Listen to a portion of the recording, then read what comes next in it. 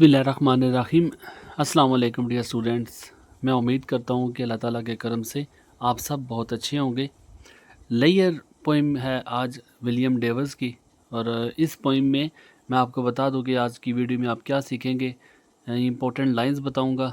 अगर आप reference, context और एक्सप्लेनेशन अटेम्प्ट करते हैं, और रेफरेंस कैसे लिखना है और उसका मेथड आपको बताऊँगा। पूरे नंबर आप कैसे हासिल कर सकते हैं। कॉन्टेक्स्ट आपको बाकायदा तौर पे सॉल्यूशन के साथ दूंगा।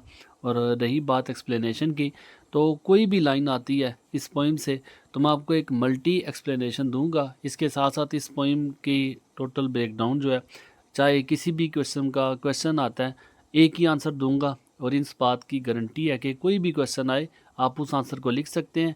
बाकी इस पोइम को आपको पढ़ने की ज़रूरत नहीं है, क्योंकि इस पोइम के क्वेश्चन देने से पहले मैं आपको उर्दू में एक मुकम्मल खुलासा दे दूंगा, जो आपको मुख्तलिफ़ वीडियोस को देखने से बचाएगा, मुख्तलिफ़ लेक्चर्स आप नहीं सुनेंगे।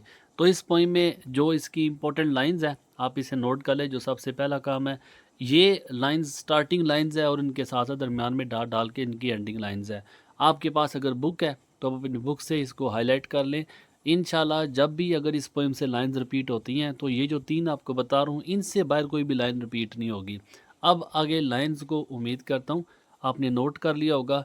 इनके बाद आपने अगर कोई भी लाइन आती है, इसको अटैम्प्ट कैसे करना है, इसको भी आप नोट फरमा लें कि रेफरेंस आपने लिखना है। This line have been taken from the poem. जब भी पोइम का नाम लिखा जाता है तो इन्वर्टेड कामा में लिखा जाता है, और जो पोइट का नाम होता है वो कामा के विदाउट आता है। अब जिस तरह देखें, याद रखना कि जो भी पोइम का नाम, कुछ पोइम होती है जिसमें सिंगल वर्ड होते हैं, कुछ होती है जिसमें डबल वर्ड्स यूज, फिर तीन होते हैं, फिर कुछ चार होते हैं। तो अगर देखें इस पोइम में तो ये एक सिंगल वर्ड के नाम के साथ लिखा हुआ है। अब ऐसे है कि अगर लेयर सिंगल नाम है तो आपने कैपिटल लेटर्स का ध्यान रखना है। जो लफ्ज़ बड़े होंगे उनको बड़ा लिखना है, जो छोटे होंगे उसको छोटा लिखना है, और पोइम का नाम कामास के अंदर लिखना है। ये आपको दो नंबर देंगे, एक नाम पोइम का लिखने का, एक नाम पोइट का लिखने का। अब उसके बाद इस पोइम के कॉन्टेक्स्ट पे बात करें तो दो नंबर आपको कॉन्टेक्स्ट के भी मिलते हैं।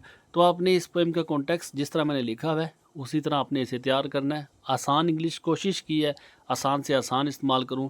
बाकी आप लोगों की आसानी के लिए हर कॉन्टेक्स्ट और एक्सप्लेनेशन को मैंने उर्दू तर्जमा भी साथ कर दिया है कि बच्चों को याद करने में आसानी रह जाएगी। फिर उसके बाद इसका, जिस तरह मैंने आपको बताया, ये एक्सप्लेनेशन जो है ये एक सिंगल मल्टी एक्सप्लेनेशन है। जो ऊपर आपने तीन लाइन देखी हैं, उन तीनों में से या उनके अलावा भी कोई भी लाइन रिपीट होती है लेयर से तो ये एक मल्टी आंसर स्टेंजा है। ये हर किस्म की लाइन को कवर कर सकता है।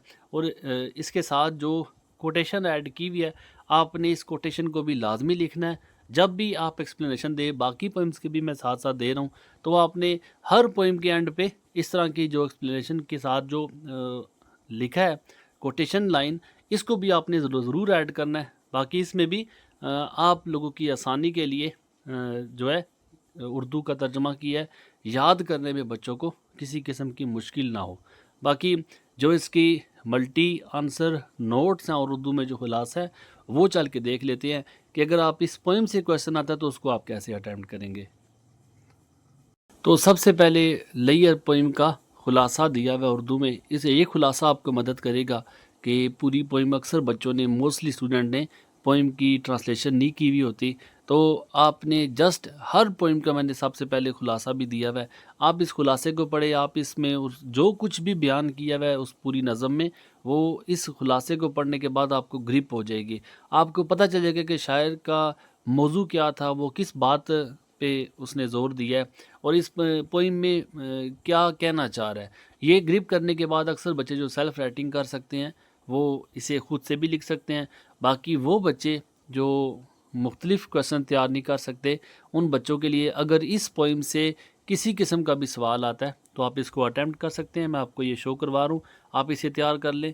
और इसके साथ साथ अच्छे मार्क्स के लिए इसमें कोटेशंस भी ऐड किए हैं, पोइम्स के अंदर से ही कोट्स ऐड किए हैं, आपने इनको लाजमी तैयार करना है। अगर आप चाहते कि आप एग्ज़ाम में मैक्सिमम मार्क्स स्कोर करें तो जो कोटेशन, जो मैंने लफ्ज़ बोल्ड किए हुए हैं, उनको आपने लाजमी तैयार करना है, इनको आपने लाजमी देखना है। बेशक अगर कुछ बच्चे ऐसे हैं कि जो समझते हैं कि हमें ये तैयार नहीं हो सकते, तो वो बेशक तैयार ना करें। गलत लिख के आने से बेहतर है कि आप लोग इसे छोड़ दें। लेकिन जो बच्चे तैयार कर सकते हैं, कुछ बच्चे होते हैं जो किसी भी किस्म के काम को वो फौरी तैयार कर सकते हैं, तो उन बच्चों के लिए ये सजेशन है कि आप एग्ज़ाम में अच्छे मार्क्स लेने के लिए इन कोटेशंस को भी लाजमी तैयार करें और इसकी लेंथ का भी ख़ास ख्याल रखें कि आपके एग्ज़ाम के जो मार्क्स मिलते हैं उस हिसाब से आपकी लेंथ भी ये सूटेबल है।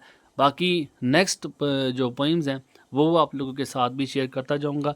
एक प्लेलिस्ट पूरी बनी हुई है, आप इसमें जो है ना आसानी से अपनी जो डिज़ायर्ड पोइम है आप उसे देख सकते हैं। मैं उम्मीद करता हूँ आप लोगों के लिए ये काम आसानी का बायस बनेगा। आप लोग याद करने में इसे काफ़ी जो है आसानी समझेंगे अपने लिए।